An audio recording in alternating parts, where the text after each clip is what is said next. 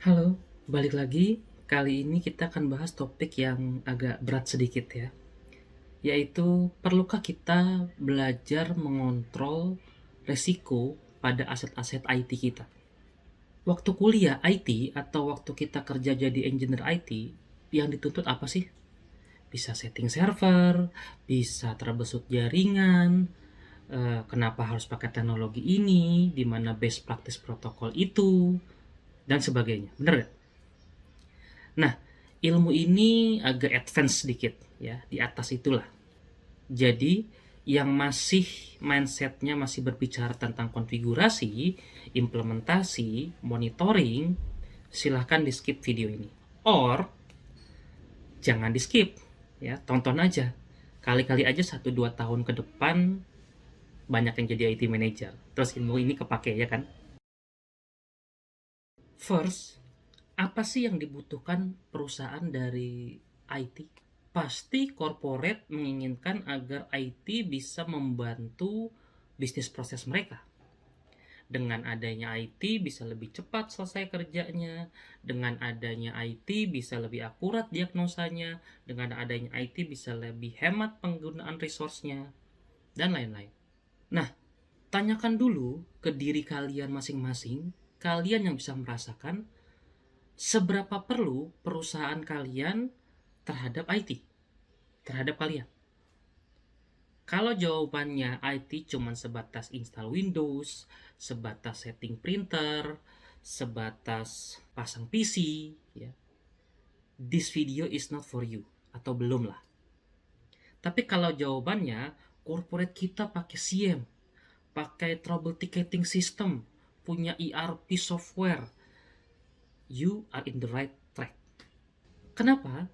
Karena pada pertanyaan pertama, IT departemen hanya dipandang sebagai support. Simple. They can live without you. Ada masalah dikit, Anda nggak ada, outsource, panggil vendor. Sedang pada pertanyaan kedua, harus ada yang mengontrol aset-aset perusahaan. Harus ada yang memanage resource-resource corporate ini. Apalagi kalau ngejar kepatuhan alias compliance. Nggak semua bisa diserahkan ke vendor. Kenapa pada pertanyaan pertama corporate cuek, sedangkan pada pertanyaan kedua risk appetite-nya tinggi? Karena semakin penting suatu aset pada perusahaan, semakin sering dan semakin ingin sebuah perusahaan willing to search for the risk.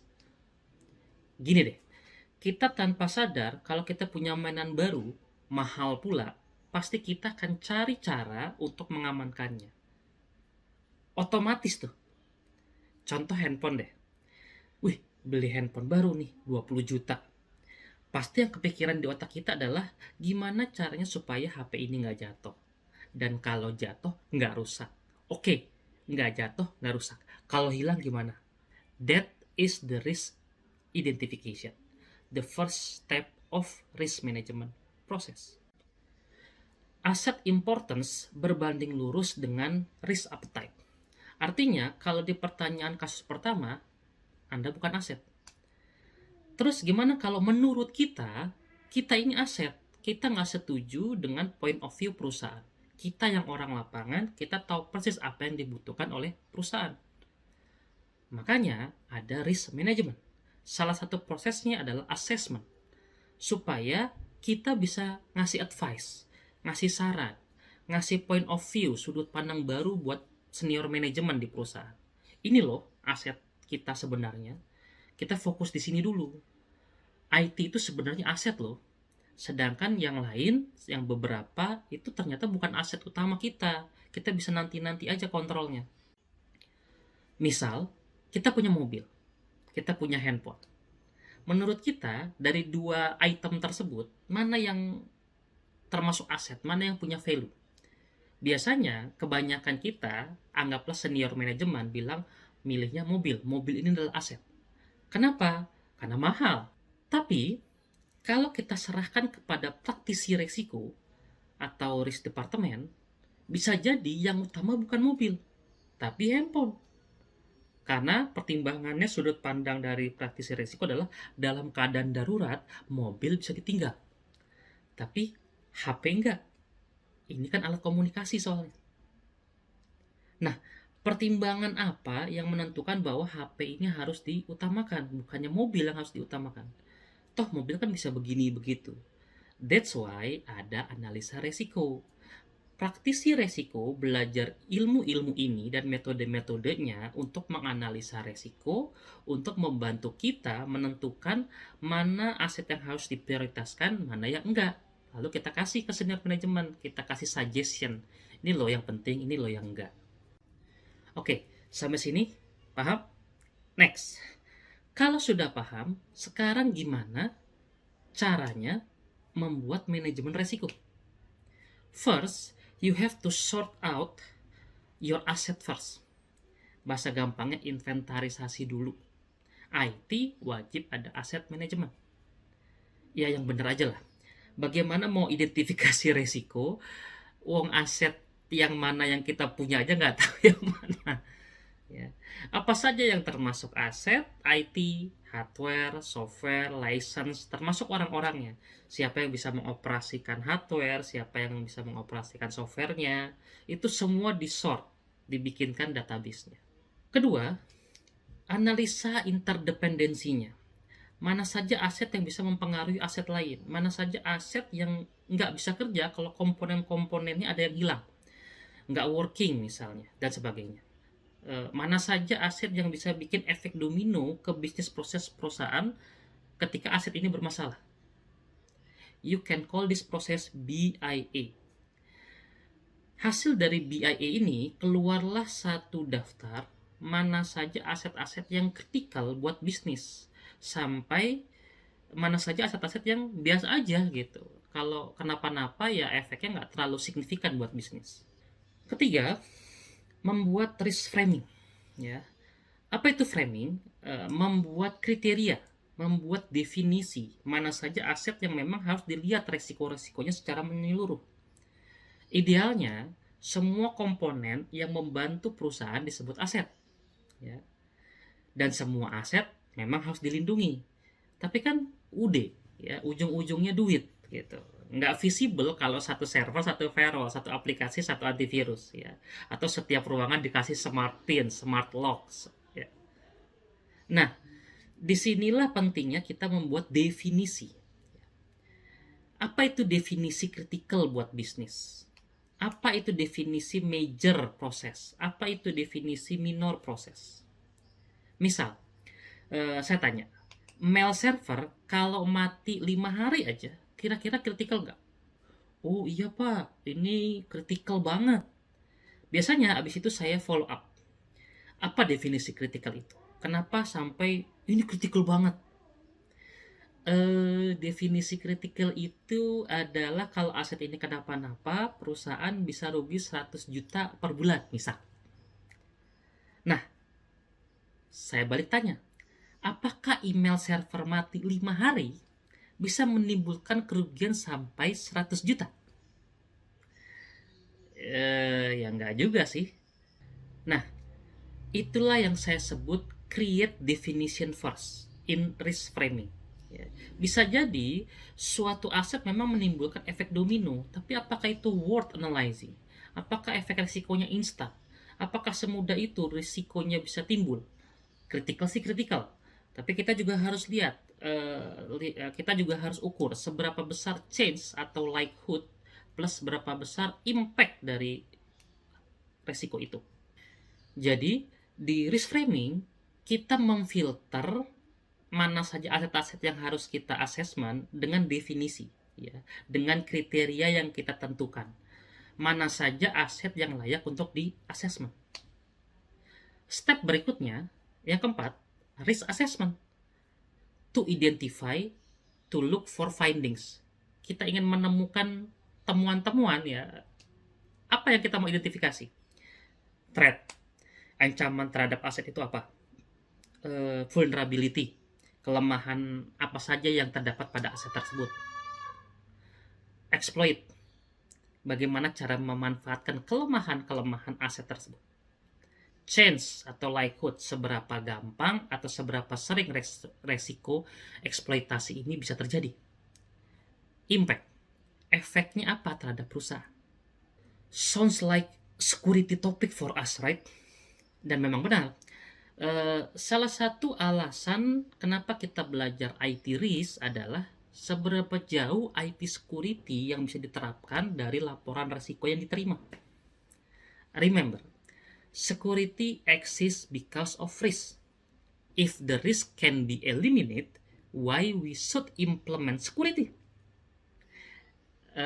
Helm kalau dibawa pas kita bawa motor di perjalanan ada alasannya, karena takut jatuh, karena ada resiko.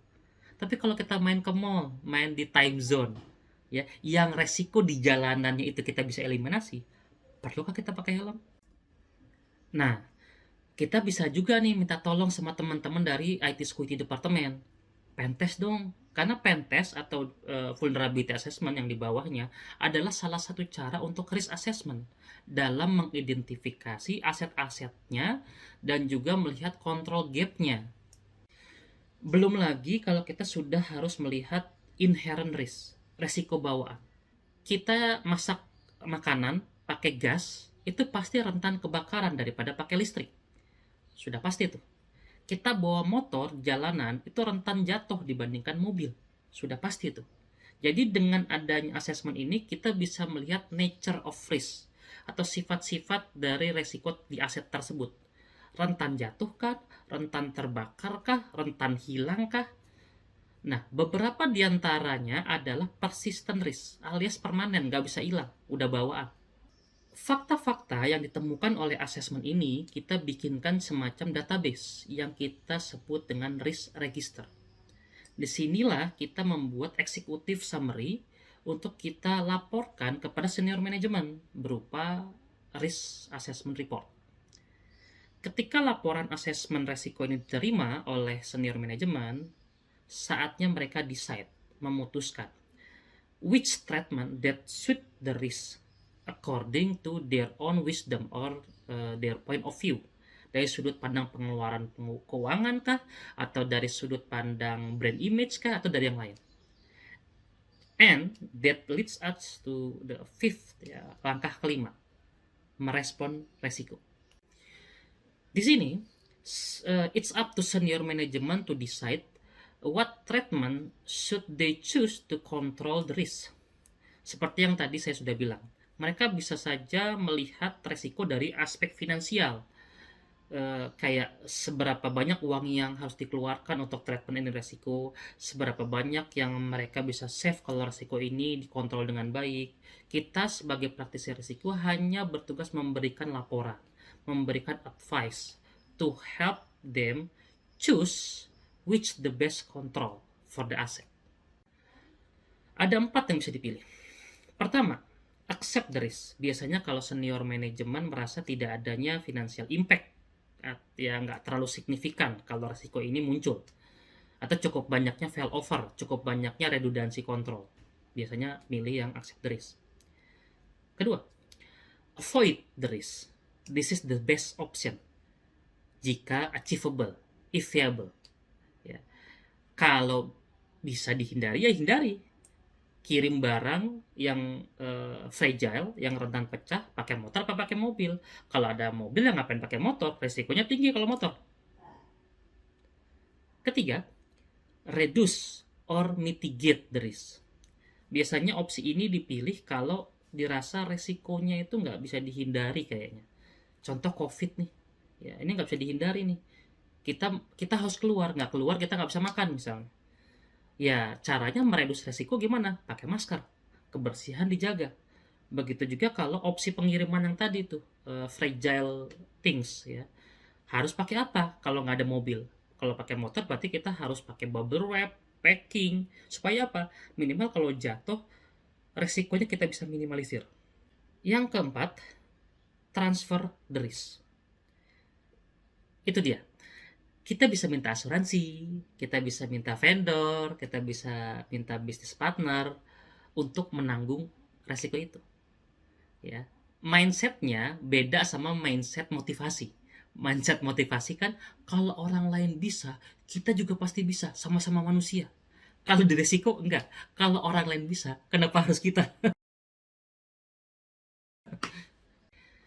Nah, terakhir, risk monitoring.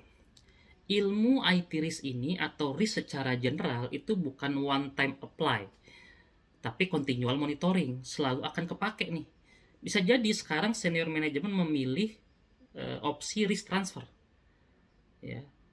Tapi besok, bulan depan, tahun depan belum tentu. Sekarang kita bayar vendor 10 juta per bulan. Besok inflasi 15 juta per bulan. Apakah kita masih tetap memilih risk transfer? Belum tentu. Oke lah kita memilih risk transfer, tapi menyerahkan beberapa tanggung jawab kepada vendor bukan tanpa resiko. Gimana kalau mereka tidak bisa menjalankan tugasnya dengan baik? Gimana kalau tidak sesuai dengan SLA? Gimana kalau mereka sendiri bermasalah gitu? Nah, kita bisa saja tuntut, tapi itu kan antara kita sama vendor. Kualitas servis yang kita punya terlanjur terganggu gara-gara vendor ini gimana? Apakah konsumen ini mau tahu hal-hal yang seperti ini? Nggak akan mau. Inilah yang kita sebut dengan residual risk. Resiko baru pasca penerapan kontrol resiko. Nah, dalam risk monitoring yang kita harus perhatikan adalah KRI, Key Risk Indicator. Gini, kalau KPI, Key Performance Indicator, adalah ukuran atau metrik performa kinerja. Nah, KRI ini atau KRI ini adalah metrik atau threshold ambang batas yang membuat KPI-nya tidak tercapai. Analoginya gini, KPI dari mobil sport itu apa sih? 0 sampai 100 km/h, kilometer per hour, bisa ditempuh dalam waktu kurang dari 5 detik. Itu KPI. Nah, KRI-nya dari mobil sport ini apa? Apa yang bisa menyebabkan waktu 5 detik ini tidak tercapai? Bad gasoline, bensinnya jelek. Bad maintenance, bad tire, bannya jelek. Nah, indikasi bahwa bad tire, bad gasoline, bad maintenance ini apa? Ya, bad tire, thresholdnya, ambang batasnya adalah ban nggak diganti dalam 3-4 tahun misalkan. Ketika thresholdnya tercapai, hati-hati. Memang masih bisa ngelanjutin nih mobilnya, tapi tinggal tunggu waktu nih pecah bannya. Bad maintenance, thresholdnya ambang batasnya adalah ganti oli lebih dari 5.000 km atau lebih yang disarankan. Masih juga bandel gak ganti oli, ya bisa aja, tapi bentar lagi rusak tuh mobil. Jadi bahkan mobil sendiri aja punya KRI-nya sendiri, punya threshold-nya sendiri. Coba kita lihat di dashboard-nya mobil, itu ada indikator-indikator tuh di dashboard-nya. Mana saja yang harus jadi concern driver pengemudi. Kalau gambar suhunya nyala, hati-hati nih, ya. Bentar lagi overheat, ya.